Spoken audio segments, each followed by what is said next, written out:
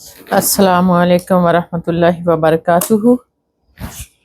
نحمدہ و نصلی علی رسولہ الکریم، اما بعد فاعوذ باللہ من الشیطان الرجیم، بسم اللہ الرحمن الرحیم۔ رب اشرح لی صدری ویسر لی امری واحلل عقدۃ من لسانی یفقہوا قولی واجعل لی وزیرا من اہلی رب زدنی علما رب زدنی علما اللہم فقہنا فی الدین اللہم انی اسألک علما نافعا وعملا متقبلا ورزقا طیبا اللہم انفعنا بما علمتنا وعلمنا ما ینفعنا وزدنا علما رب یسر ولا تعسر وتمم بالخیر وبک نستعین آمین یا رب العالمین۔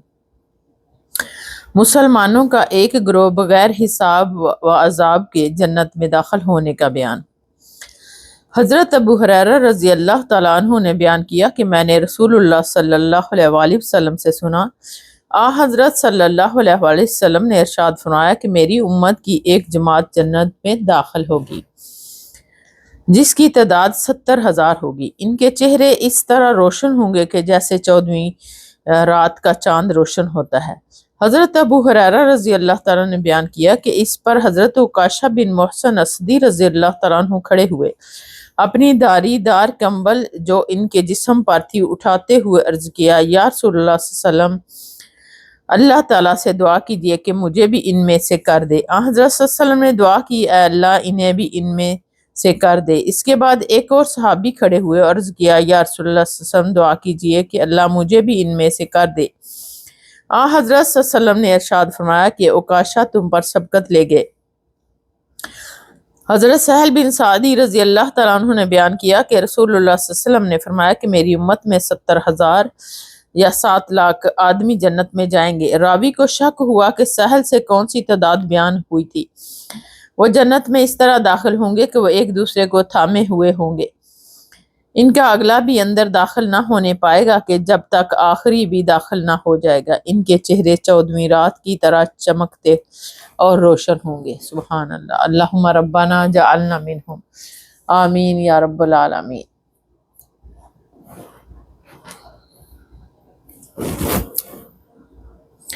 حضرت ابن عباس رضی اللہ تعالیٰ عنہما نے بیان کیا کہ رسول اللہ صلی اللہ علیہ وآلہ وسلم ایک دن ہمارے پاس باہر تشریف لائے اور فرمایا کہ خواب میں مجھ پر تمام امتیں پیش کی گئی۔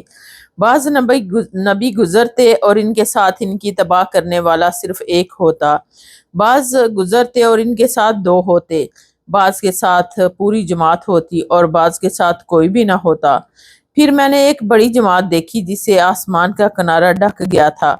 میں سمجھا کہ یہ میری امت ہوگی، لیکن مجھ سے کہا گیا کہ یہ حضرت موسیٰ علیہ السلام اور ان کی امت کے لوگ ہیں۔ پھر مجھ سے کہا گیا کہ دیکھو ادھر دیکھو۔ میں نے دیکھا، پھر بہت سی جماعتیں ہیں جو تمام افق پر محیط تھی۔ کہا گیا کہ یہ تمہاری امت ہے اور اس میں سے 70,000 وہ لوگ ہوں گے جو بے حساب جنت میں داخل کیے جائیں گے۔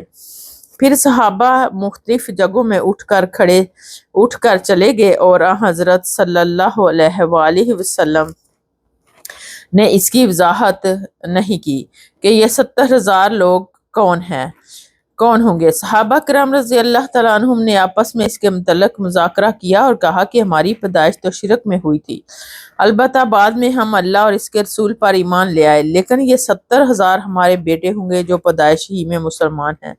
جب رسول اللہ صلی اللہ علیہ وسلم کو یہ بات پہنچی تو آپ صلی اللہ علیہ وسلم نے فرمایا کہ یہ 70,000 وہ لوگ ہیں جو بدفعلی نہیں کرتے، نہ منتر سے جھاڑ پھونک کراتے اور نہ داغ لگاتے، بلکہ اپنے رب پر بھروسہ کرتے۔ یہ سن کر حضرت عکاشہ بن محسن رضی اللہ تعالیٰ نے عرض کیا کہ یا رسول اللہ صلی اللہ علیہ وسلم، میں بھی ان میں سے ہوں؟ فرمایا کہ ہاں۔ ایک دوسرے حضرت سعد بن عبادہ نے کھڑے ہو کر عرض کیا کہ میں بھی ان میں سے ہوں۔ حضرت صلی اللہ علیہ وسلم نے فرمایا کہ عکاشہ تم سے بازی لے گئے کہ تم سے پہلے عکاشہ کے لیے جو ہونا تھا وہ ہو چکا۔ حضرت عبداللہ بن مسعود رضی اللہ تعالیٰ عنہ بیان کرتے ہیں کہ ہم نبی کریم صلی اللہ علیہ وسلم کے ساتھ ایک خیمہ میں تھے۔ آپ صلی اللہ علیہ وسلم نے فرمایا، کیا تم اس پر راضی ہو کہ اہل جنت کا ایک چوتھائی رہو؟ ہم نے کہا کہ جی ہاں۔ آپ صلی اللہ علیہ وسلم نے ارشاد فرمایا، کیا تم اس پر راضی ہو کہ اہل جنت کا تم 1/3 رہو؟ ہم نے کہا جی ہاں۔ پھر آپ صلی اللہ علیہ وسلم نے فرمایا کہ اس ذات کی قسم جس کے ہاتھ میں محمد صلی اللہ علیہ وسلم کی جان ہے، مجھے امید ہے کہ تم لوگ امت مسلمہ اہل جنت کا آدھا حصہ ہوں گے، اور ایسا اس لیے ہوگا کہ جنت میں فرما بردار نفس کے علاوہ اور کوئی داخل نہ ہوگا، اور تم لوگ شرک کرنے والوں کے درمیان تعداد میں اس طرح ہوں گے جیسے سیاہ بیل کی طرح جسم پر سفید بال ہوتے ہیں، یا جیسے سرخ رنگ کے جسم پر ایک سیاہ بال ہو۔ رواہ البخاری۔ اللہ تعالیٰ حضرت آدم علیہ السلام سے ارشاد فرمائے گا کہ ہر 1000 آدمیوں میں سے 999 آدمی جہنم کے لیے نکال لو۔ حضرت ابو سعید خدری رضی اللہ تعالیٰ عنہ نے بیان کیا کہ نبی اکرم صلی اللہ علیہ وسلم نے ارشاد فرمایا کہ اللہ تعالیٰ فرمائے گا اے حضرت آدم کہیں گے کہ حاضر ہوں، فرما بردار ہوں، اور ہر بلائی تیرے ہاتھ میں ہے۔ اللہ تعالیٰ فرمائے گا جو لوگ جہنم میں ڈالے جائیں گے انہیں نکال لو۔ حضرت آدم علیہ السلام پوچھیں گے کہ جہنم میں ڈالے جانے والے لوگ کتنے ہیں؟ اللہ سبحانہ تعالیٰ ارشاد فرمائے گا کہ ہر 1000 میں سے 999۔ یہی وہ وقت ہوگا جب بچے غم سے بوڑھے ہو جائیں گے اور حاملہ عورتیں اپنا حمل گرا دیں گی، اور تم لوگوں کو نشہ کی حالت میں دیکھو گے، حالانکہ وہ واقعی نشہ کی حالت میں نہ ہوں گے بلکہ اللہ کا عذاب سخت ہوگا۔ اللہ محفوظنا منہم، آمین۔ صحابہ کو یہ بات بہت سخت معلوم ہوئی تو انہوں نے عرض کیا یا رسول اللہ صلی اللہ علیہ وسلم پھر ہم میں سے وہ خوش نصیب شخص کون ہوگا؟ حضرت صلی اللہ علیہ وسلم نے فرمایا کہ تمہیں خوشخبری ہو 1000 یاجوج و ماجوج کی قوم سے ہوں گے اور تم میں سے وہ ایک جنتی ہوگا۔ اور پھر حضرت صلی اللہ علیہ وسلم نے ارشاد فرمایا کہ اس ذات کی قسم جس کے ہاتھ میں میری جان ہے، مجھے امید ہے کہ تم لوگ اہل جنت کا 1/3 حصہ ہوں گے۔ راوی نے بیان کیا کہ ہم نے اس پر اللہ کی حمد بیان کی اور اس کی تکبیر کہی۔ پھر حضرت صلی اللہ علیہ وسلم نے ارشاد فرمایا اس ذات کی قسم جس کے ہاتھ میں میری جان ہے، مجھے امید ہے کہ آدھا حصہ اہل جنت کا تم لوگ ہوں گے۔ تمہاری مثال دوسری امتوں کے مقابلہ میں ایسی ہے جیسی کہ سیاہ بیل کے جسم پر سفید بالوں کی معمولی تعداد ہوتی ہے، یا وہ سفید داغ جو گدھے کے آگے کے پاؤں پر ہوتا ہے۔ رواہ البخاری۔ طہارت کے مسائل۔ نماز کے لیے طہارت کا ہونا ضروری ہے۔ حضرت ابو ہریرہ رضی اللہ تعالیٰ عنہ نے بیان کیا کہ نبی کریم صلی اللہ علیہ وسلم نے ارشاد فرمایا کہ اللہ تعالیٰ تم میں سے کسی ایسے شخص کی نماز قبول نہیں کرتا جسے وضو کی ضرورت ہو یہاں تک کہ وہ وضو کر لے۔ رواہ البخاری۔ وضو کی ترکیب اس طرح پوری کرنے کا بیان ہے کہ حضرت عثمان بن عفان رضی اللہ تعالیٰ عنہ نے حمران سے پانی کا برتن مانگا اور لے کر پہلے اپنی ہتھیلیوں پر 3 مرتبہ پانی ڈالا، پھر انہیں دھویا، اس کے بعد اپنا داہنا ہاتھ برتن میں ڈالا اور پانی لے کر کلی کی اور ناک صاف کی، پھر 3 بار اپنا چہرہ دھویا اور کوہنیوں تک 3 بار دونوں ہاتھ دھوئے، پھر سر کا مسح کیا، پھر ٹخنوں تک 3 مرتبہ دونوں پاؤں دھوئے، پھر کہا کہ رسول اللہ صلی اللہ علیہ وسلم نے فرمایا کہ جو شخص میری طرح ایسا وضو کرے پھر 2 رکعت پڑھے جس میں اپنے نفس سے کوئی بات نہ کرے تو اس کے گزشتہ گناہ معاف کر دیے جاتے ہیں۔ رواہ البخاری۔ امیر المومنین حضرت عثمان بن عفان رضی اللہ تعالیٰ عنہ کی کنیت ابو عبداللہ اور ابو عمر تھی۔ مسلمانوں کے تیسرے خلیفہ راشد ہیں۔ صحیح قول کے مطابق عام الفیل کے 6 سال بعد پیدا ہوئے۔ آغاز اسلام میں حضرت ابو بکر صدیق رضی اللہ تعالیٰ کے ہاتھ پر مشرف با اسلام ہوئے۔ ان کی نانی نبی اکرم صلی اللہ علیہ وسلم کی پھوپھی تھی۔ نبی اکرم صلی اللہ علیہ وسلم کی 2 بیٹیوں حضرت رقیہ اور حضرت ام کلثوم سے یک کے بعد دیگر نکاح کرنے کی وجہ سے ذی النورین کے لقب سے معروف ہوئے۔ حبشہ کی طرف 2 مرتبہ ہجرت فرمائی۔ بیعت رضوان آپ کے لیے ہی ہوئی تھی۔ آپ نے مسجد نبوی کے لیے جگہ خرید فرمائی۔ پھر بیر روما بھی آپ نے مسلمانوں کے لیے خریدا۔ 18 ذی الحجہ 35 ہجری کو جمعہ کے دن مظلومانہ طور پر شہید ہوئے۔ آپ کے دور خلافت مسلمانوں نے بے مثال فتوحات حاصل کی۔ نبی اکرم صلی اللہ علیہ وآلہ وسلم کے وضو کرنے کا بیان۔ حضرت عبداللہ بن زید رضی اللہ تعالیٰ عنہ نے رسول اللہ صلی اللہ علیہ وسلم کے وضو کے بارے میں پوچھا گیا رسول اللہ صلی اللہ علیہ وسلم کے وضو کے بارے میں پوچھا گیا تو انہوں نے پانی کا تشت منگوایا اور ان پوچھنے والوں کے لیے رسول اللہ صلی اللہ علیہ وسلم کا سا وضو کیا۔ پہلے تشت سے اپنے ہاتھوں پر پانی گرایا، پھر 3 بار ہاتھ دھوئے، پھر اپنا ہاتھ تشت میں ڈالا اور پانی لیا، پھر کلی کی، ناک میں پانی ڈالا، ناک صاف کی 3 چولوں سے، پھر اپنا ہاتھ تشت میں ڈالا اور 3 مرتبہ منہ دھویا، پھر اپنے دونوں ہاتھ کونیوں تک دوبارہ دھوئے، پھر اپنا ہاتھ تشت میں ڈالا اور سر کا مسح کیا، پہلے آگے لائے پھر پیچھے لے گئے، ایک بار پھر ٹخنوں تک اپنے دونوں پاؤں دھوئے، ناک میں پانی ڈالنا اور اسی طرح استنجا کرنا طاق مرتبہ بہتر ہے۔ حضرت ابو ہریرہ رضی اللہ تعالیٰ عنہ روایت کرتے ہیں کہ رسول اللہ صلی اللہ علیہ وسلم نے فرمایا کہ جو شخص وضو کرے اسے چاہیے کہ ناک صاف کرے، اور جو پتھر سے استنجا کرے اسے چاہیے کہ طاق عدد 1 یا 3 یا 5 ہی سے کرے۔ حضرت ابو ہریرہ رضی اللہ تعالیٰ عنہ نے بیان کیا کہ نبی اکرم صلی اللہ علیہ وسلم نے ارشاد فرمایا کہ جب کوئی شخص سو کر اٹھے اور پھر وضو کرے تو 3 مرتبہ ناک جاڑے، کیونکہ شیطان رات بھر اس کی ناک پر نتھنے پر بیٹھا رہا۔ حضرت عبداللہ بن زید بن عاصم انصاری رضی اللہ تعالیٰ عنہ ابن ام عمارہ اور ابو محمد کی کنیت سے معروف ہوئے، ان کے بدر میں حاضر ہونے میں اختلاف ہے۔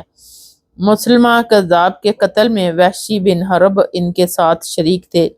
وضو والی حدیث کے راوی ہیں۔ 63 ہجری میں حرہ کے دن شہید ہوئے۔ 137 مٹی کے ڈیلے میں پتھر ہی شمار ہوتے ہیں، بلکہ ان سے صفائی زیادہ ہوتی ہے۔ راز یعنی پورا پاؤں دھونا واجب ہے۔ حضرت عبداللہ بن عمر رضی اللہ تعالیٰ عنہما نے کہا کہ ایک سفر میں جو ہم نے رسول اللہ صلی اللہ علیہ وسلم کی معیت میں کیا تھا، حضرت صلی اللہ علیہ وسلم ہم سے پیچھے رہ گئے۔ وہ سفر مکہ سے مدینے کا تھا اور آپ ہم سے اس وقت ملے جب عصر کی نماز کا وقت آن پہنچا تھا۔ ہم جلدی جلدی وضو کر رہے تھے، پس پاؤں کو خوب دھونے کی بجائے ہم یوں ہی سا دھو رہے تھے۔ یہ حال دیکھ کر آپ صلی اللہ علیہ وسلم نے بلند آواز سے پکارا، دیکھو ایڑیوں کی خرابی دوزخ سے ہونے والی ہے۔ 2 یا 3 بار آپ صلی اللہ علیہ وسلم نے یوں ہی بلند آواز سے فرمایا۔ رواہ البخاری۔ ایک دفعہ حضرت ابو ہریرہ رضی اللہ تعالیٰ عنہ گزرے اور لوگ لوٹے سے وضو کر رہے تھے۔ آپ نے کہا اچھی طرح وضو کرو، کیونکہ ابو القاسم صلی اللہ علیہ وسلم نے فرمایا ہے کہ خشک ایڑیوں کے لیے آگ کا عذاب ہے۔ رواہ البخاری۔ منہ کو زیادہ دھونا اس قدر کہ سر کے سامنے کا حصہ بھی دھل جائے، اسی طرح ہاتھوں اور پاؤں کو کوہنی اور ٹخنوں کے پار تک دھونا مستحب ہے۔ حضرت ابو ہریرہ رضی اللہ تعالیٰ عنہ فرماتے ہیں کہ میں نے رسول اللہ صلی اللہ علیہ وسلم سے سنا، آپ ارشاد فرما رہے تھے کہ میری امت کے لوگ وضو کے نشانات کی وجہ سے قیامت کے دن سفید پیشانی اور سفید ہاتھ والوں کی شکل میں بلائے جائیں گے، اس لیے تم میں سے جو کوئی اچھی چمک بڑھانا چاہتا ہے وہ بڑھا لے، یعنی وضو اچھی طرح کر لے۔ رواہ البخاری۔ یعنی منشا یہ ہے کہ وضو کا کوئی عضو خشک نہ رہ جائے، ورنہ وہی عضو قیامت کے دن عذاب الہی میں مبتلا ہو جائے گا۔ حضرت ابو ہریرہ رضی اللہ تعالیٰ عنہ نے فرمایا کہ رسول اللہ صلی اللہ علیہ وسلم نے ارشاد فرمایا کہ اگر مجھے اپنی امت یا لوگوں کی تکلیف کا خیال نہ ہوتا تو میں ہر نماز کے لیے مسواک کا حکم دیتا، یعنی مسواک کرنے کا بیان۔ حضرت ابو موسیٰ رضی اللہ تعالیٰ عنہ بیان کرتے ہیں کہ میں ایک مرتبہ رسول اللہ صلی اللہ علیہ وسلم کی خدمت میں حاضر ہوا تو میں نے آپ کو اپنے ہاتھ سے مسواک کرتے ہوئے دیکھ پایا، اور آپ کے منہ سے آ کی آواز نکل رہی تھی اور مسواک آپ کے منہ میں تھی، جس طرح آپ کیا کر رہے ہوں۔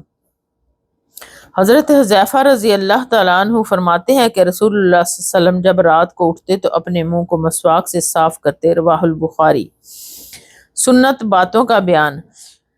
حضرت ابو ہریرہ رضی اللہ تعالیٰ عنہ نے نبی کریم صلی اللہ علیہ وسلم سے روایت کیا ہے کہ 5 چیزیں فطری ہیں، یا فرمایا کہ 5 چیزیں فطرت سے ہیں، ختنہ کرانا، زیر ناف، بال منڈانا، بغل کے بال نوچنا، ناخن ترشوانا اور مونچھ کم کرنا۔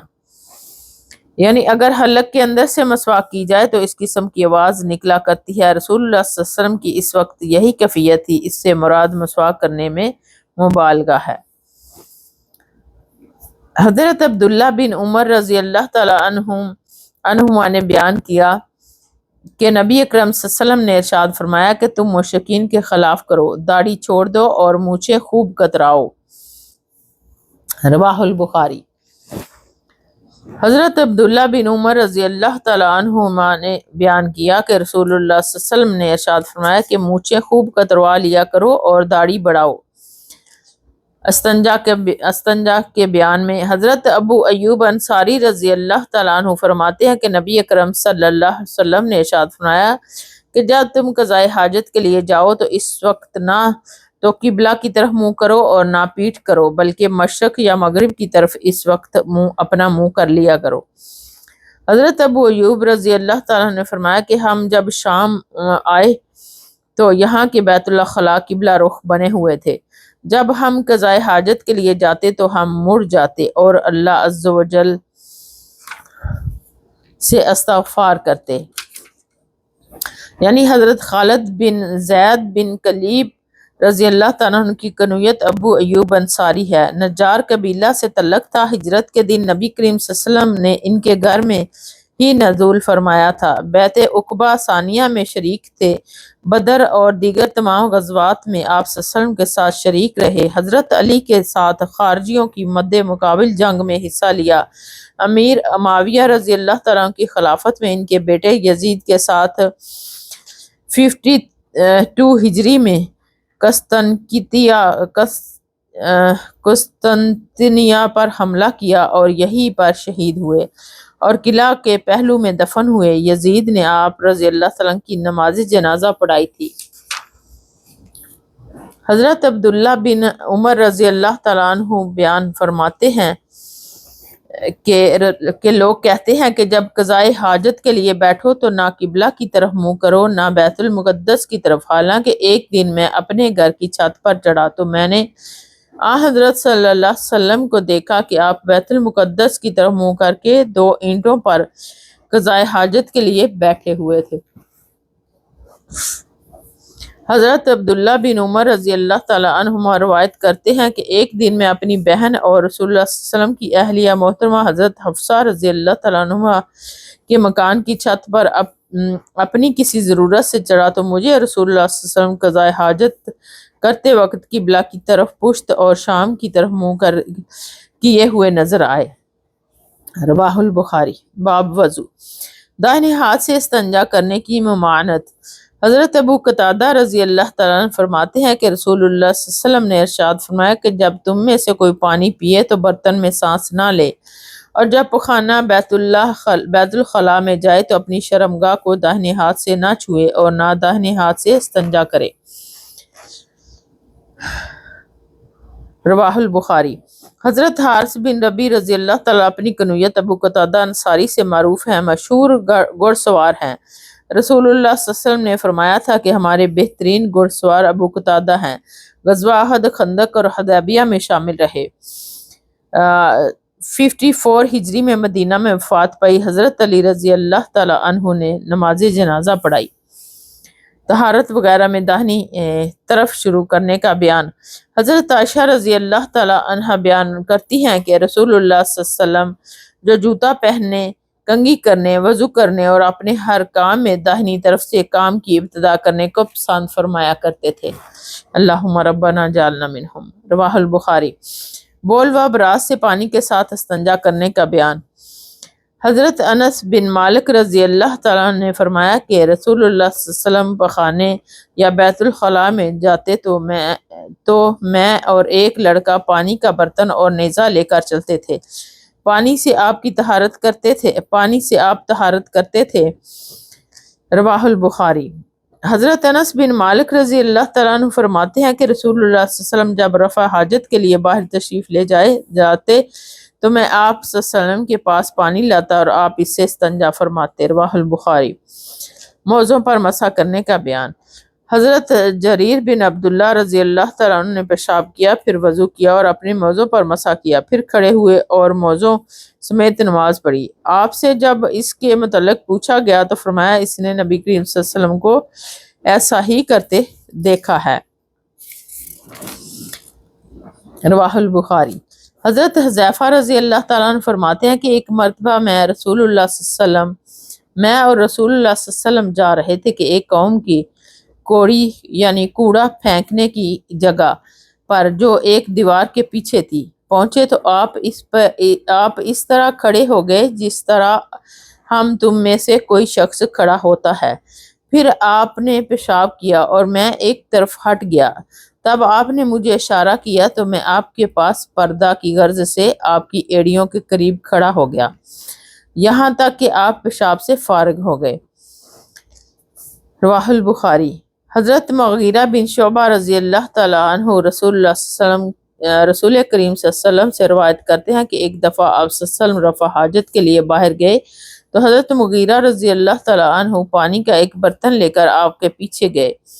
جب آپ قضائے حاجت سے فارغ ہو گئے تو حضرت مغیرہ رضی اللہ تعالیٰ نے آپ کو وضو کراتے ہوئے آپ کے اعضاء مبارکہ پر پانی ڈالا۔ آپ نے وضو کیا اور موضوع پر مسح فرمایا۔ رواہ البخاری۔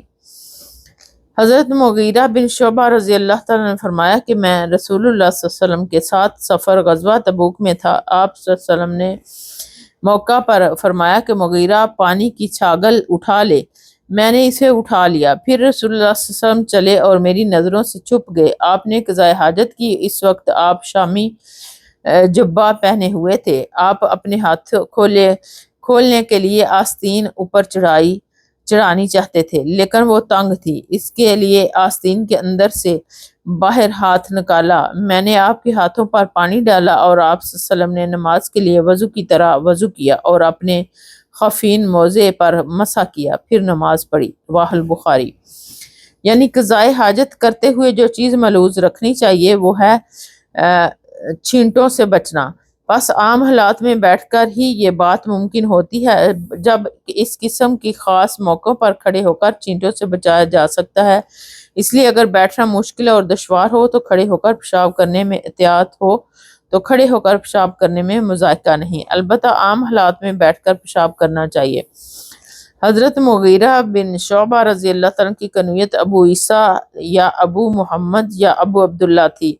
حدیبیہ سے پہلے مسلمان ہوئے اور صلح حدیبیہ اور بیعت رضوان، جنگ یمامہ اور شام عراق کی فتوحات میں شریک رہے۔ کئی مرتبہ کوفہ کے حاکم اور گورنر مقرر ہوئے۔ 70 سال کی عمر میں 50 ہجری کو ماہ شعبان میں فوت ہوئے۔ رواہ البخاری۔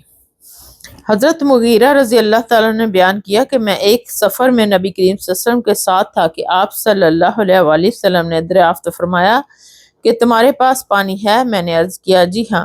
حضرت صلی اللہ علیہ وسلم اپنی سواری سے اترے اور چلتے رہے یہاں تک کہ رات کی تاریکی میں آپ چھپ گئے، پھر واپس تشریف لائے تو میں نے برتن کا پانی آپ کو استعمال کرایا۔ حضرت صلی اللہ علیہ وسلم نے اپنا چہرہ دھویا، ہاتھ دھوئے اور آپ ان کا جبہ پہنے ہوئے تھے جس کی آستین چڑھائی آپ کے لیے دشوار تھی، چنانچہ آپ نے اپنے ہاتھ جبہ کے نیچے سے نکالے اور بازوں کو کوہنی تک دھویا، پھر سر کا مسح کیا۔ پھر میں بڑھا کہ حضرت صلی اللہ علیہ وسلم کے موزے اتار دوں، لیکن آپ نے فرمایا کہ رہنے دو، میں نے طہارت کے بعد انہیں پہنا تھا، چنانچہ آپ نے ان پر مسح کیا۔ رواہ البخاری۔ برتن میں کتے کے منہ ڈالنے کا بیان۔ حضرت ابو ہریرہ رضی اللہ تعالیٰ عنہ بیان کرتے ہیں کہ رسول اللہ صلی اللہ علیہ وآلہ وسلم نے ارشاد فرمایا کہ جب کتا برتن سے کچھ پی لے تو اس کو 7 مرتبہ دھو لو تو پاک ہو جائے گا۔ رواہ البخاری۔ ٹھہرے ہوئے پانی میں پیشاب کرنے کی ممانعت۔ حضرت ابو ہریرہ رضی اللہ تعالیٰ عنہ فرماتے ہیں کہ میں نے رسول اللہ صلی اللہ علیہ وسلم کو فرماتے ہوئے سنا کہ تم میں سے کوئی ٹھہرے ہوئے پانی میں جو جاری نہ ہو پیشاب نہ کرے اور نہ پھر اس میں غسل کرنے لگے۔ رواہ البخاری۔ مسجد میں پیشاب کو پانی سے دھونا ضروری ہے اور زمین پانی سے پاک ہو جاتی ہے، اسی کی کھدائی ضروری نہیں۔ حضرت انس بن مالک رضی اللہ تعالیٰ عنہ نے بیان کیا کہ ایک دیہاتی نے مسجد میں پیشاب کر دیا۔ صحابہ کرام اس کی طرف دوڑے، لیکن رسول اللہ صلی اللہ علیہ وسلم نے فرمایا کہ اس کے پیشاب کو مت روکو۔ پھر آپ صلی اللہ علیہ وسلم نے پانی کا ڈول منگوایا اور وہ پیشاب کی جگہ پر بہا دیا۔ رواہ البخاری۔ شیرخوار بچے کے پیشاب کو دھونے کا طریقہ۔ حضرت عائشہ رضی اللہ تعالیٰ عنہا نے بیان کیا کہ نبی کریم صلی اللہ علیہ وسلم کے پاس بچوں کو لایا جاتا تو آپ ان کے لیے دعا کرتے تھے کہ ایک مرتبہ ایک بچہ لایا اور اس نے آپ صلی اللہ علیہ وسلم کے کپڑے پر پیشاب کر دیا۔ پھر حضرت صلی اللہ علیہ وسلم نے پانی منگایا اور پیشاب کی جگہ پر اسے ڈالا، کپڑے کو دھویا نہیں۔ رواہ البخاری۔ حضرت ام قیس بنت محسن رضی اللہ تعالی عنہا فرماتی ہیں کہ میں رسول اللہ صلی اللہ علیہ وسلم کی خدمت اقدس میں اپنا چھوٹا بچہ لے کر آئی جو کھانا نہیں کھاتا تھا، یعنی شیر خوار تھا۔ رسول اللہ صلی اللہ علیہ وسلم نے اسے گود میں بٹھا لیا اور اس بچے نے آپ کے کپڑے پر پیشاب کر دیا۔ آپ صلی اللہ علیہ وسلم نے پانی منگا کر کپڑے پر چھڑک دیا اور اسے نہیں دھویا۔ رواہ البخاری۔ منی سے لودہ کپڑے کو دھونے اور کھرچنے کا بیان۔ حضرت عائشہ رضی اللہ تعالی عنہا سے منی کے بارے میں پوچھا گیا تو کپڑے کو لگ جائے تو انہوں نے فرمایا کہ میں منی کو رسول اللہ صلی اللہ علیہ وسلم کے کپڑے سے دھو ڈالتی تھی۔ پھر آپ صلی اللہ علیہ وسلم نماز کے لیے باہر تشریف لے جاتے اور دھونے کا نشان یعنی پانی کے دھبے آپ کے کپڑے میں واقع ہوتے۔ رواہ البخاری۔ حضرت ام قیس بنت محسن رضی اللہ تعالیٰ عنہ آپ حضرت عکاشہ بن محسن اسدی رضی اللہ تعالیٰ کی بہن ہیں۔ بقول بعض آپ کا نام آمنہ تھا، مکہ میں اسلام قبول کیا تھا، بیعت کی اور مدینہ کی طرف ہجرت کی تھی۔ 124 احادیث کی راویہ ہیں جن میں سے 2 متفق علیہ ہیں۔ 164 شیرخوار بچہ جس نے کچھ بھی کھانا پینا نہیں سیکھا، اس کے پیشاب پر پانی کی چھینٹیں کافی ہیں، مگر یہ حکم صرف مرد بچوں کے لیے ہے۔ بچیوں کا پیشاب برحال دھونا ہی ہوگا، یعنی اونلی لڑکے کے لیے۔ اگر لڑکا شیرخوار ہے، 4 مہینے سے پہلے وہ کوئی خوراک نہیں کھاتا، اونلی ماں کا دودھ پیتا ہے، تو اس پر چھینٹیں پانی کے مار دو۔ اگر بچی نے پیشاب کیا چاہے وہ چھوٹی ہے تو اس کپڑے کو دھونا لازمی ہے۔ خون کی نجاست اور اس کے دھونے کا بیان۔ حضرت اسماء رضی اللہ تعالیٰ عنہ فرماتی ہیں کہ ایک عورت نے رسول اللہ صلی اللہ علیہ وسلم کی خدمت میں حاضر ہو کر عرض کیا کہ ہم میں سے کسی عورت کو کپڑے میں حیض آ جائے تو وہ کیا کرے؟ آپ صلی اللہ علیہ وسلم نے فرمایا کہ پہلے اسے کھرچے، پھر پانی سے رگڑے اور پانی میں دھو ڈالے اور اسی کپڑے میں نماز پڑھ لے۔ رواہ البخاری۔ پیشاب کی نجاست اور اس کی سخت پرہیز کا بیان۔ اس سے سخت پرہیز کا بیان۔ حضرت ابن عباس رضی اللہ تعالیٰ عنہما فرماتے ہیں کہ ایک مرتبہ رسول اللہ صلی اللہ علیہ وسلم 2 قبروں پر گزرے تو آپ صلی اللہ علیہ وسلم نے فرمایا کہ ان دونوں قبروں والوں کو عذاب دیا جا رہا ہے اور کسی بڑے گناہ پر نہیں۔ ایک تو ان میں سے پیشاب سے احتیاط نہیں کرتا تھا اور دوسرا چغل خوری کیا کرتا تھا۔ پھر آپ صلی اللہ علیہ وسلم نے ایک ہری ٹہنی لے کر بیچ ان کے 2 ٹکڑے کیے اور ہر ایک قبر پر ایک ٹکڑا گاڑ دیا۔ لوگوں نے پوچھا یا رسول اللہ صلی اللہ علیہ وسلم آپ صلی اللہ علیہ وسلم ایسا کیوں کیا؟ آپ صلی اللہ علیہ وسلم نے فرمایا کہ شاید جب تک یہ ٹہنیاں خشک نہ ہوں ان پر عذاب میں کچھ تخفیف رہے۔ رواہ البخاری۔ حضرت اسماء بنت ابو بکر صدیق رضی اللہ تعالی عنہما کی کنیت ام عبداللہ تھی۔ ابتدا میں ہی اسلام قبول کر لیا تھا۔ حضرت عائشہ سے 10 سال بڑی تھی۔ رسول اللہ صلی اللہ علیہ وسلم کی پھوپھی کے بیٹے حضرت زبیر کی زوجہ تھی۔ ذات النطاقین کے لقب سے معروف ہیں۔ حضرت ہجرت کے وقت حاملہ تھی۔ اس بطن سے عبداللہ بن زبیر رضی اللہ تعالیٰ عنہ پیدا ہوئے تھے۔ اپنے بیٹے کو وصیت فرمائی تھی کہ اے بیٹے عزت کی زندگی گزارو اور عزت کی موت، مرد اور دشمن تمہیں قیدی نہ بنا سکے۔ حضرت عبداللہ بن زبیر کی شہادت سے 10 یا 20 دن بعد 100 برس کی عمر میں 73 ہجری کو مکہ میں وفات پائی۔ حیض کے مسائل۔ تہبند کے اوپر حائضہ عورت سے میل ملاپ۔ حضرت عائشہ رضی اللہ تعالیٰ عنہا نے فرمایا کہ ہم ازواج میں سے جب کوئی حائضہ ہوتی تو اس حالت میں رسول اللہ صلی اللہ علیہ وسلم اگر مباشرت کا ارادہ کرتے تو آپ صلی اللہ علیہ وسلم ازار یعنی زہر جامہ باندھنے کا حکم دے دیتے، باوجود حیض کے زیادتی کے پھر بدن سے بدن ملاتے۔ حضرت عائشہ نے کہا کہ تم میں ایسا کون ہے جو نبی کریم صلی اللہ علیہ وسلم کی طرح اپنی شہوت پر قابو رکھتا ہو، یعنی جسے اپنی شہوت پر قابو نہ ہو اسے مباشرت سے بچنا چاہیے۔ رواہ البخاری۔ ام المومنین حضرت میمونہ فرماتی ہیں کہ جب نبی کریم صلی اللہ علیہ وسلم اپنی بیویوں میں سے کسی سے مباشرت کرنا چاہتے اور وہ حائضہ ہوتی تو آپ کے حکم سے وہ پہلے ازار باندھ لیتی۔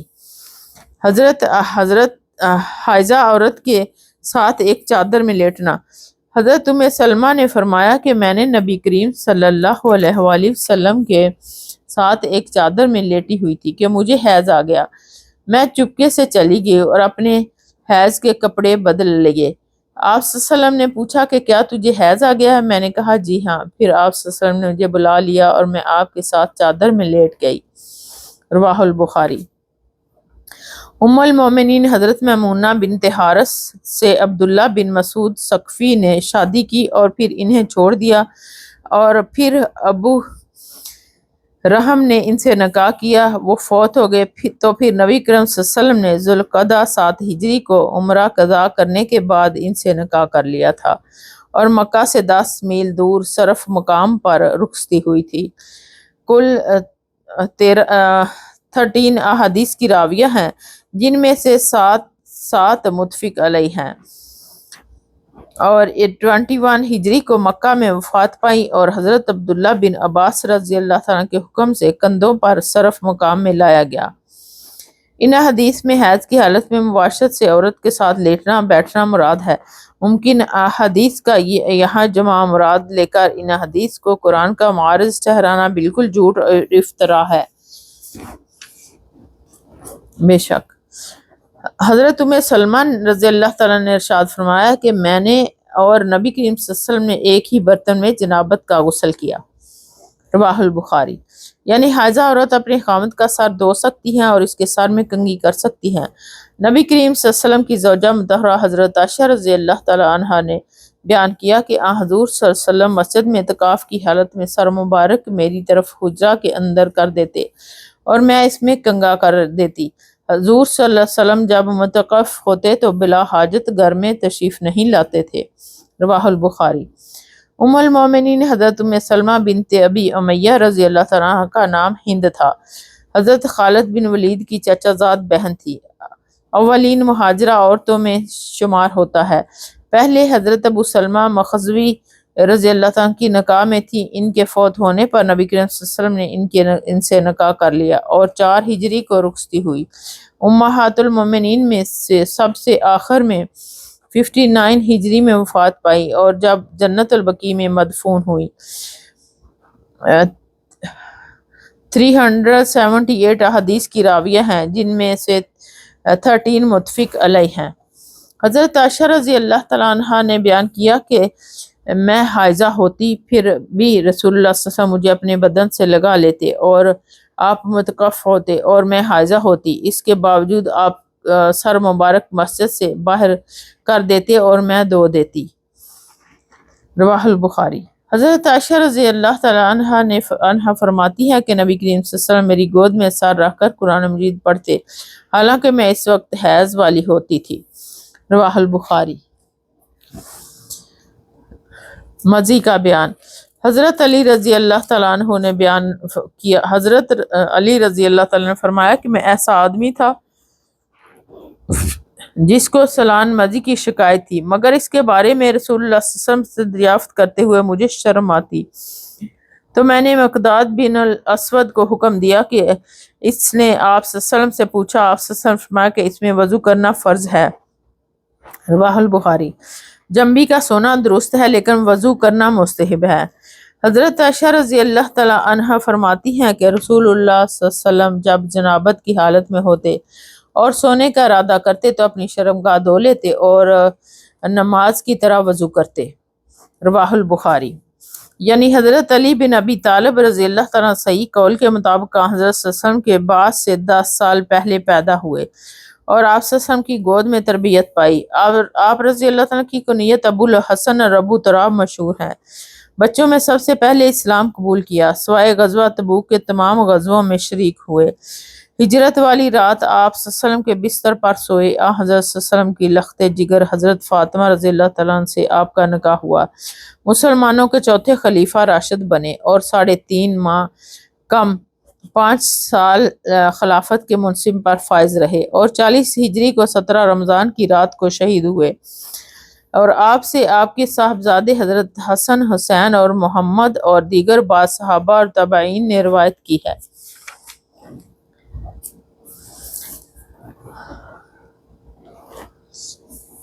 حضرت ابن عمر رضی اللہ روایت کرتے ہیں کہ حضرت عمر رضی اللہ تعالیٰ نے رسول اللہ صلی اللہ علیہ وسلم سے پوچھا کہ ہم میں سے کوئی جنابت کی حالت میں سو سکتا ہے؟ فرمایا ہاں، وضو کر کے جنابت کی حالت میں بھی سو سکتا ہے۔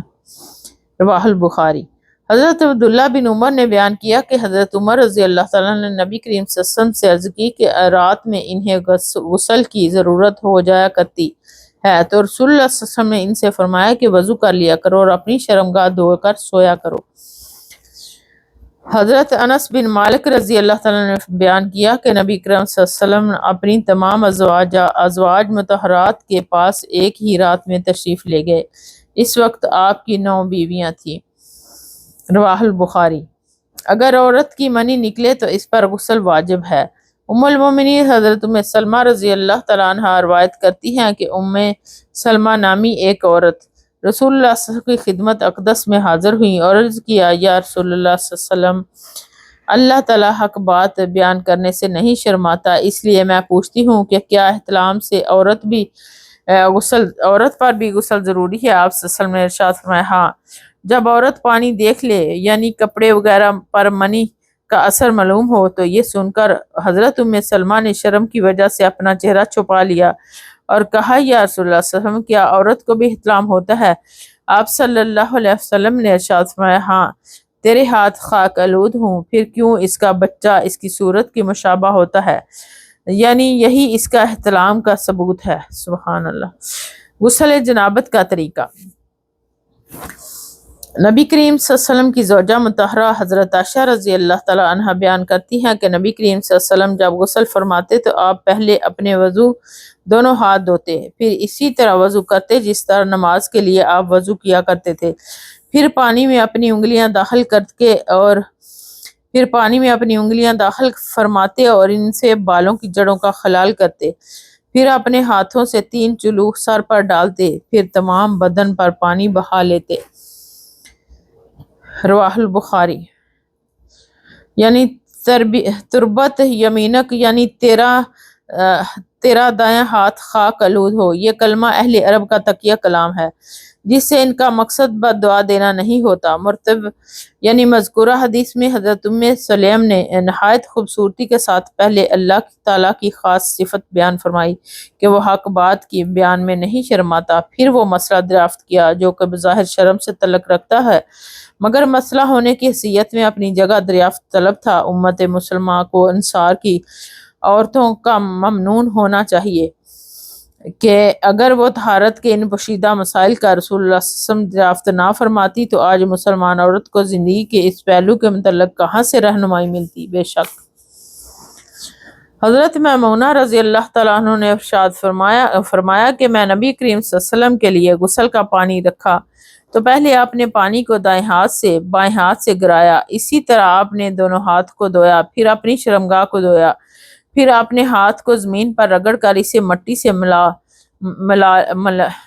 اور دھویا، پھر کلی کی اور ناک میں پانی ڈالا، پھر اپنے چہرے کو دھویا اور اپنے سر پر پانی بہایا، پھر ایک طرف ہو کر دونوں پاؤں دھوئے، پھر آپ کو رومال دیا گیا لیکن آپ صلی اللہ علیہ وسلم نے اس سے پانی خشک نہیں کیا۔ رواہ البخاری۔ حضرت عائشہ رضی اللہ تعالیٰ عنہ فرماتی ہے کہ نبی کریم صلی اللہ علیہ وسلم جب غسل جنابت کرنا چاہتے تو حلاب کی طرح ایک چیز منگاتے، پھر پانی کا چلو اپنے ہاتھ میں لیتے اور سر کے داہنے ہاتھ سے غسل کی ابتدا کرتے، پھر بائیں حصہ کا غسل کرتے، پھر اپنے دونوں ہاتھوں کو سر کے بیچ میں لگاتے تھے، یعنی دونوں ہاتھوں سے سر پر پانی ڈالتے۔ رواہ البخاری۔ غسل جنابت میں کتنا پانی لینا بہتر ہے؟ حضرت عائشہ رضی اللہ تعالیٰ عنہا فرماتی ہیں کہ میں اور نبی کریم صلی اللہ علیہ وسلم ایک ہی برتن میں غسل کیا کرتے تھے اور اس برتن کو فرق کہا جاتا تھا۔ امام ابن قیم رضی اللہ رحم اللہ نے فرمایا کہ وضو کے بعد اعضاء کے پونچھنے کے بارے میں کوئی صحیح حدیث نہیں آئی، بلکہ صحیح حدیث سے یہی ثابت ہے کہ غسل کے بعد آپ نے رومال واپس کر دیا، جسم مبارک کو اس سے نہیں پونچھا۔ امام نووی رحم اللہ نے کہا کہ اس کے بارے میں بہت اختلاف ہے، کچھ لوگ مکروہ جانتے ہیں، کچھ مستحب کہتے ہیں، کچھ کہتے ہیں کہ پونچھنا اور نہ پونچھنا برابر ہے۔ ہمارے نزدیک یہی مختار ہے۔ وہ برتن جو بلشت سے کم چوڑا اور گہرا ہو، امام بہقی فرماتے ہیں کوزے اور پیالے کے برتن برابر برتن جس میں 8 رطل سما جائے یعنی مرتب۔ الفرق 16 رطل پر مشتمل پیمانہ جس کا اہل مدینہ استعمال کرتے تھے۔ 16 رطل تقریباً 6.25 سیر یعنی 6.25 کلو کے برابر۔ ابو سلمہ رحمت اللہ علیہ بیان کرتے ہیں کہ حضرت عائشہ رضی اللہ تعالیٰ عنہ کے بھائی حضرت عبد الرحمن بن ابی بکر نے ان سے نبی کریم صلی اللہ علیہ وسلم کے غسل کے بارے میں سوال کیا تو آپ رضی اللہ تعالیٰ عنہ نے ساہ جیسا ایک برتن منگوایا، پھر غسل کیا اور اپنے اوپر سر پانی بہایا۔ اس وقت ہمارے درمیان اور ان کے درمیان پردہ حائل تھا۔ رواہ البخاری۔ حضرت انس رضی اللہ تعالیٰ عنہ نے فرمایا کہ رسول کریم صلی اللہ علیہ وسلم جب دھوتے یا یہ کہا کہ جب نہاتے تو 1 سا سے لے کر 5 مد تک پانی استعمال فرماتے، اور جب وضو فرماتے تو 1 مد پانی سے وضو فرماتے، یعنی رواہ البخاری۔ سر وغیرہ پر 3 مرتبہ پانی ڈالنے کا بیان۔ حضرت جبیر بن مطعم رضی اللہ تعالیٰ عنہ نے بیان کیا کہ رسول اللہ صلی اللہ علیہ وآلہ وسلم نے فرمایا تو اپنے سر پر 3 مرتبہ پانی بہاتا ہے، اور آپ نے اپنے دونوں ہاتھوں سے اشارہ کیا۔ رواہ البخاری۔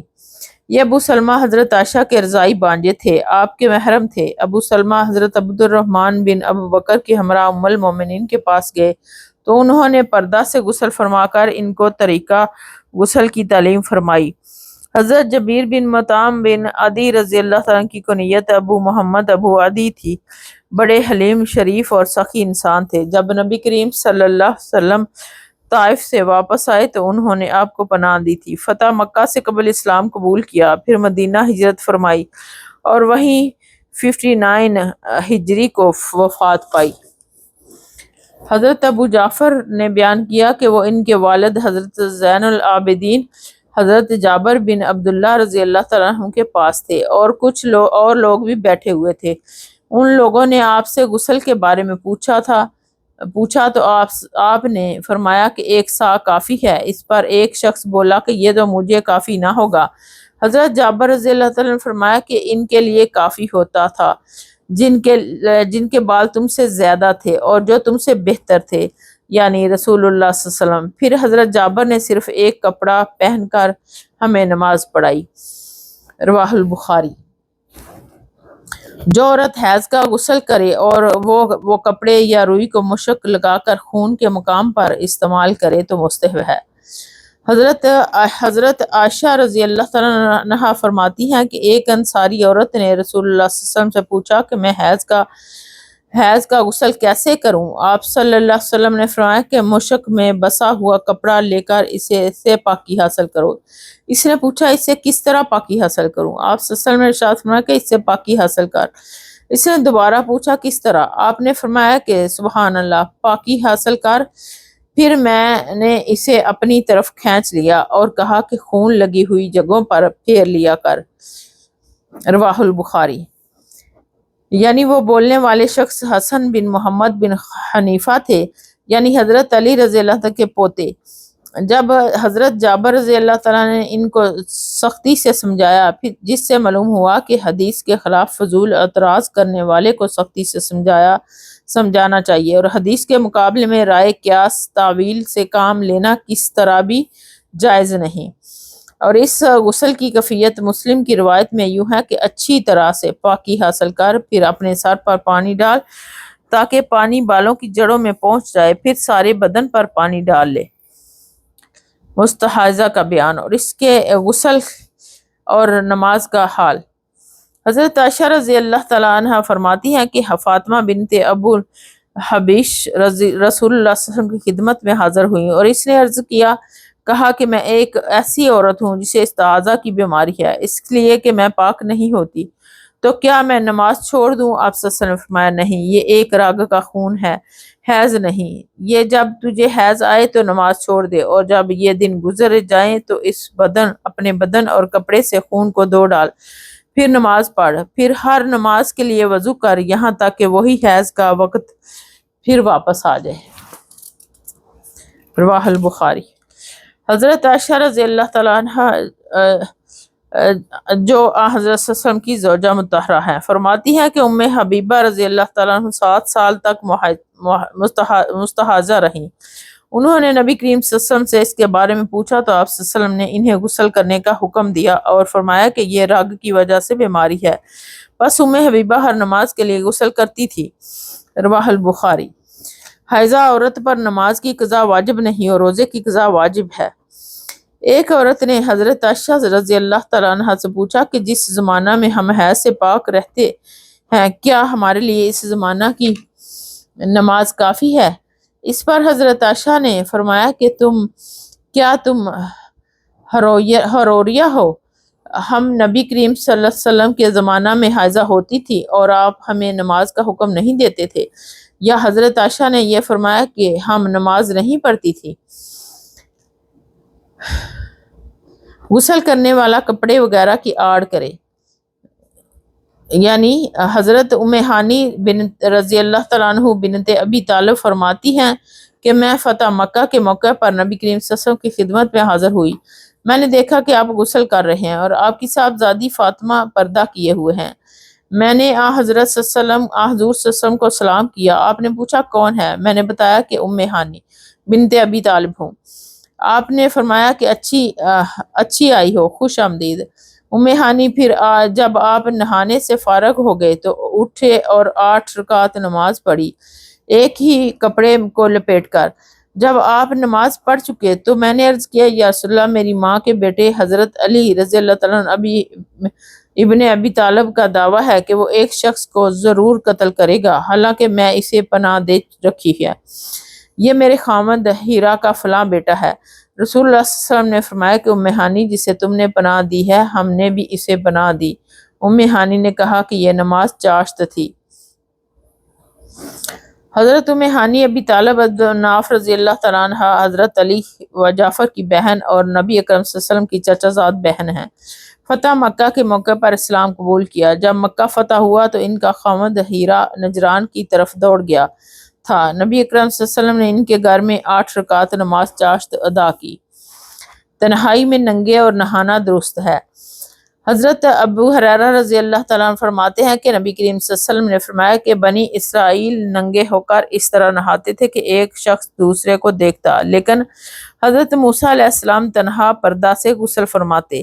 اس پر انہوں نے کہا کہ بے خدا موسیٰ علیہ السلام کو ہمارے ساتھ غسل کرنے میں صرف یہ چیز مانع ہے کہ ان کے خصے بڑے ہوئے ہیں۔ ایک مرتبہ موسیٰ علیہ السلام غسل کرنے لگے اور آپ نے کپڑوں کو ایک پتھر پر رکھ دیا، اتنے میں پتھر کپڑوں کو لے بھاگا اور موسیٰ علیہ السلام بھی اس کے پیچھے بڑی تیزی سے دوڑے۔ آپ کہتے جاتے تھے کہ اے پتھر میرا کپڑا دے، اے پتھر میرا کپڑا دے۔ اس عرصہ میں بنی اسرائیل نے موسیٰ علیہ السلام کو ننگا دیکھ لیا اور کہنے لگے کہ بے خدا موسیٰ کو تو کوئی بیماری نہیں، اور موسیٰ علیہ السلام نے کپڑا لیا اور پتھر کو مارنے لگے۔ حضرت ابو ہریرہ نے کہا کہ بے خدا اس پتھر پر 6 یا 7 مار کے نشان باقی ہیں۔ رواہ البخاری۔ سبحان اللہ۔ یعنی وہ اسرائیل والے کہتے تھے کہ حضرت موسیٰ علیہ السلام کے جسم پر کوئی داغ ہے جس کی وجہ سے یہ ہمارے سامنے نہیں نہاتے، تو اللہ تعالیٰ نے ان کی برات کرنی تھی، جس کی وجہ سے وہ پتھر کپڑے لے کر بھاگ گیا، وہ بھی اللہ کے حکم سے، خود تو کوئی چیز کچھ نہیں کر سکتی۔ سطر ڈھانپنے میں احتیاط رکھنا۔ حضرت جابر بن عبداللہ انصاری رضی اللہ تعالیٰ عنہ بیان کرتے ہیں کہ رسول اللہ صلی اللہ علیہ وسلم نبوت سے پہلے کعبہ کی تعمیر کے لیے قریش کے ساتھ پتھر ڈھو رہے تھے۔ اس وقت آپ صلی اللہ علیہ وسلم تہمت باندھے ہوئے تھے۔ آپ صلی اللہ علیہ وسلم کے چاچا حضرت عباس نے کہا کہ بھتیجے کیوں نہیں تم تہمت کھول لیتے اور اسے پتھر کے نیچے اپنے کاندھے پر رکھ لیتے تاکہ تم پر آسانی ہو جائے۔ حضرت جابر رضی اللہ تعالیٰ نے کہا کہ آپ نے تہمت کھول لیا اور کاندھے پر رکھ لیا، اس وقت غش کھا کر گر پڑے، اس کے بعد آپ کبھی ننگے نہیں دیکھے گئے۔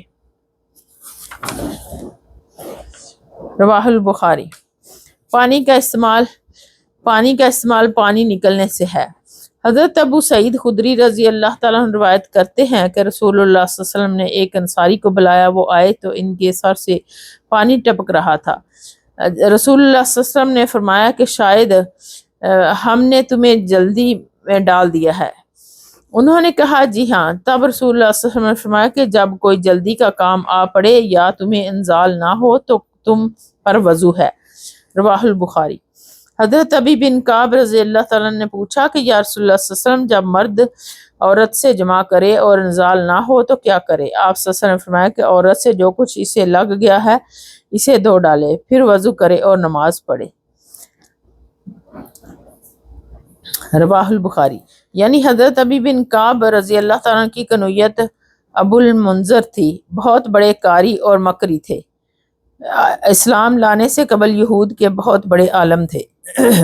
جب اسلام لائے تو کاتب وحی مقرر ہوئے، بدر وغیرہ تمام غزوات میں شریک ہوئے، نبی اکرم صلی اللہ علیہ وسلم کی زندگی مبارک میں قرآن مجید حفظ کر لیا تھا اور فتویٰ دیا کرتے تھے۔ حضرت عمر رضی اللہ عنہ کے ساتھ جابیہ کے مورکے میں شامل ہوئے، بیت المقدس والوں نے ہونے والے صلح نامہ انہوں نے لکھا تھا، حضرت عثمان کے حکم سے جمع قرآن میں شریک تھے، مدینہ منورہ میں وفات پائی۔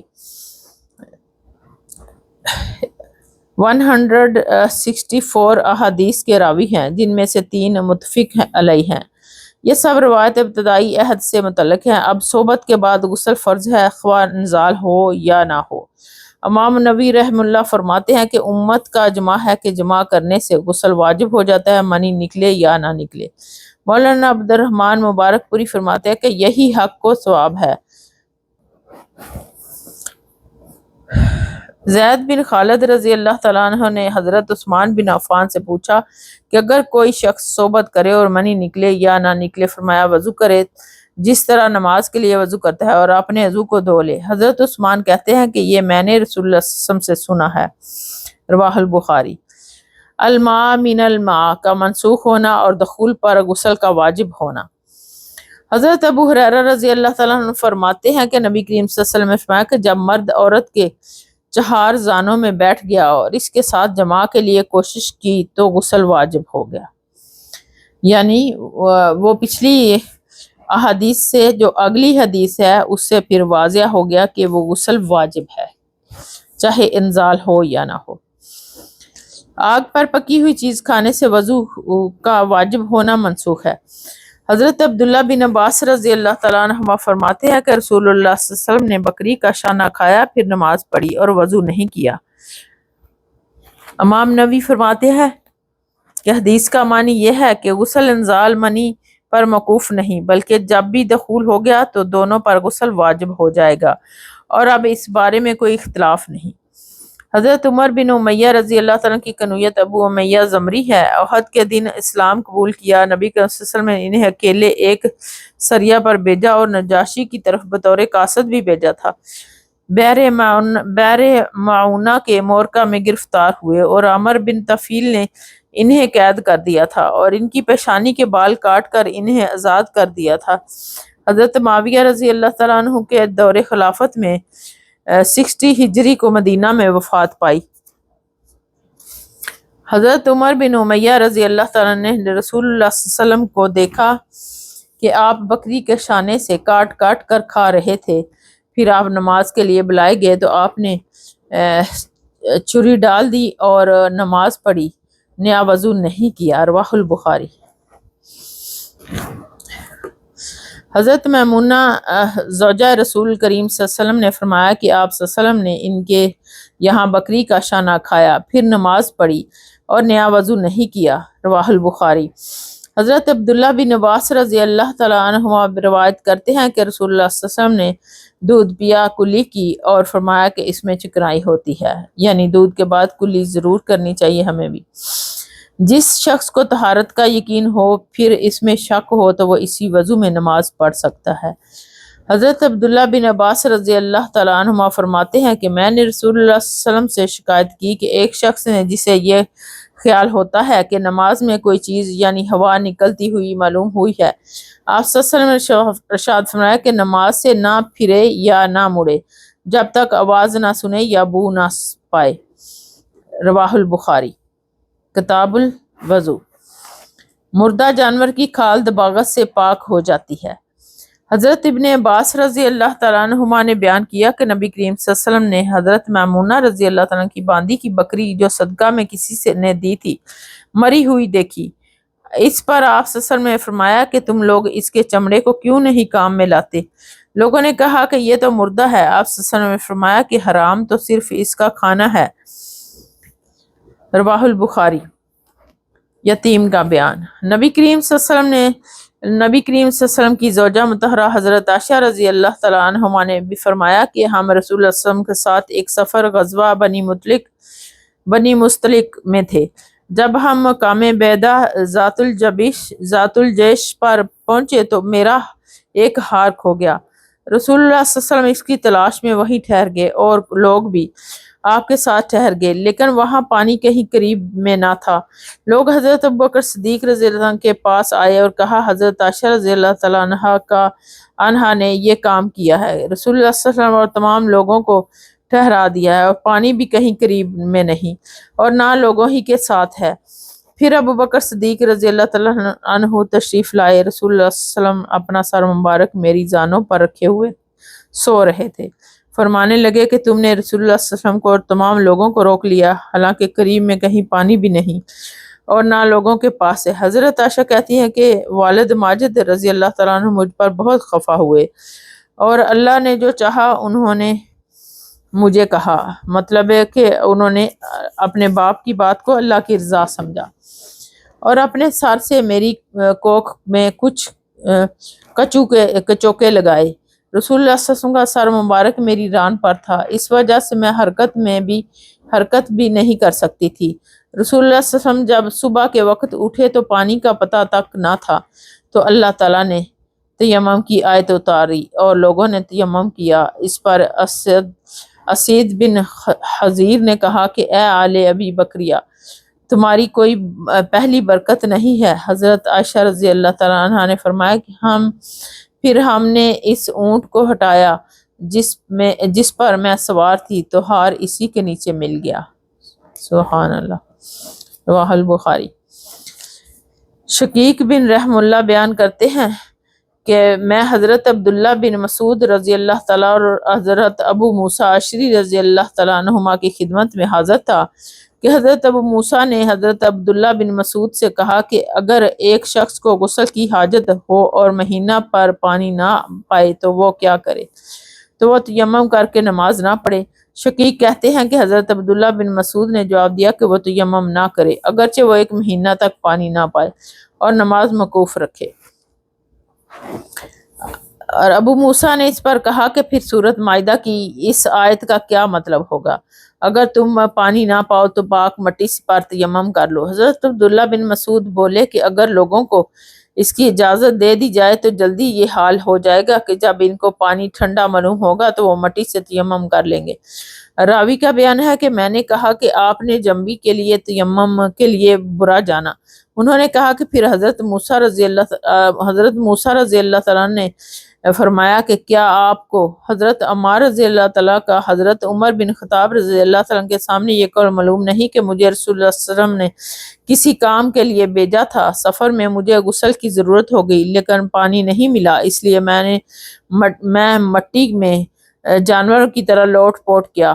پھر میں نے رسول اللہ صلی اللہ علیہ وسلم سے اس کا ذکر فرمایا تو آپ صلی اللہ علیہ وسلم نے فرمایا کہ تمہارے لیے اتنا ہی کافی تھا اور آپ صلی اللہ علیہ وسلم نے اپنے ہاتھوں کو زمین پر ایک مرتبہ مارا، پھر ان کو جاڑ کر بائیں ہاتھ سے دائیں ہاتھ کی پشت کو مل لیا، بائیں ہاتھ کا داہنے ہاتھ سے مسح کیا، پھر دونوں ہاتھوں سے چہرے کا مسح کیا۔ حضرت عبداللہ رضی اللہ تعالیٰ نے اس کا جواب دیا کہ آپ صلی اللہ علیہ وسلم عمر رضی اللہ تعالیٰ کو نہیں دیکھتے کہ انہوں نے عمار کی بات پر قناعت نہیں کی تھی۔ رواہ البخاری۔ یعنی جنابت، حیض اور نفاس کی وجہ سے فرض غسل سے تیمم کرنے کی جائز ہونے پر متاخرین اور خلف کا اتفاق ہے اور سلف کا بھی اتفاق تھا، مگر سوائے حضرت عمر، حضرت عبداللہ بن مسعود رضی اللہ تعالیٰ عنہما اور حضرت ابراہیم مخفی رحمہ اللہ کے ان سے عدم جواز کا قول منقول ہے، جبکہ حضرت عمر اور حضرت عبداللہ بن مسعود رضی اللہ تعالیٰ عنہما کا اس مسئلے میں رجوع بھی منقول ہوا ہے۔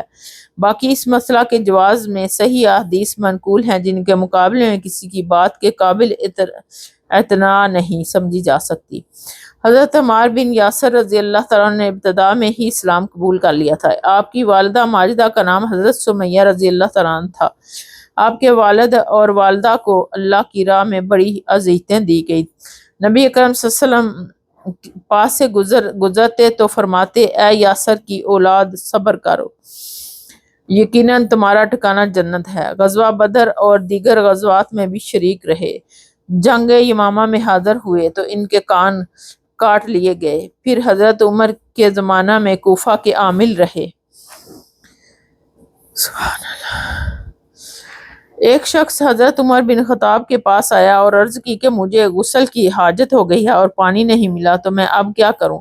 اس پر حضرت عمار بن یاسر نے حضرت عمر بن خطاب رضی اللہ عنہ سے کہا کہ آپ کو یاد نہیں جب میں اور آپ سفر میں تھے، ہم دونوں جنبی ہو گئے تو آپ نے تو نماز نہیں پڑھی تھی، لیکن میں زمین پر لوٹ پوٹ گیا اور نماز پڑھ لی۔ پھر میں نے نبی کریم صلی اللہ علیہ وسلم سے اس کا ذکر کیا تو آپ صلی اللہ علیہ وسلم نے فرمایا کہ تجھے بس اتنا ہی کافی تھا، اور آپ صلی اللہ علیہ وسلم نے اپنے دونوں ہاتھ زمین پر مارے، پھر انہیں پھونکا اور دونوں ہاتھوں سے چہرے اور پنجوں تک ہاتھوں کا مسح کیا۔